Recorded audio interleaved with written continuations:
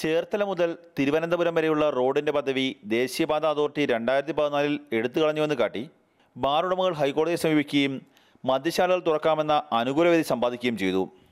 ബാറുകൾ തുറക്കാമെന്ന് AG നിലപാടെടുത്തപ്പോൾ ഈ പാത ദേശീയപാത തന്നെയാണെന്നാണ് പൊതുമരാമത്ത് വകുപ്പിന്റെ നിലപാട്.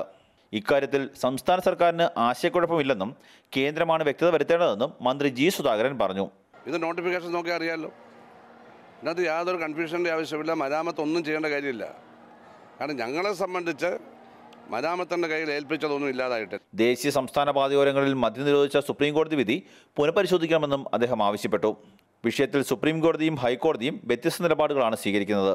ഈ വിഷയത്തിൽ വ്യക്തത വേണമെന്നും അദ്ദേഹം പറഞ്ഞു. സുപ്രീം കോടതി ഒന്ന് പറഞ്ഞു, അത് തന്നെ പഠിച്ചിട്ടാണോ സംശയം ഞങ്ങൾക്കുണ്ടല്ലോ. ഞങ്ങൾ വിധി അംഗീകരിച്ച് അന്ന് എനിക്കാണ് വിചാരിച്ചു. ഞാൻ അന്ന് രാത്രി പൂട്ടിയല്ലോ, നിയമം നടപ്പിലാക്കിയല്ലോ. പക്ഷേ ശരിയാണോ സംശയം ഇപ്പോഴും ഉണ്ട്. എന്തിനാണ് ഞാൻ വിധിയുടെ ആവശ്യം? അതിന് ഘടകവിരുദ്ധമായിട്ട് ആര് വിധിക്കുന്നു? ഹൈക്കോടതി. അവർ തമ്മിൽ തീർക്കട്ടെ. എന്തായാലും പാതയുടെ നിലവാരം സംബന്ധിച്ച് വ്യക്തത വരുത്താതെ ബാറുകൾ ഇനി തുറക്കാൻ സാധിക്കാത്ത അവസ്ഥയിലാണ്.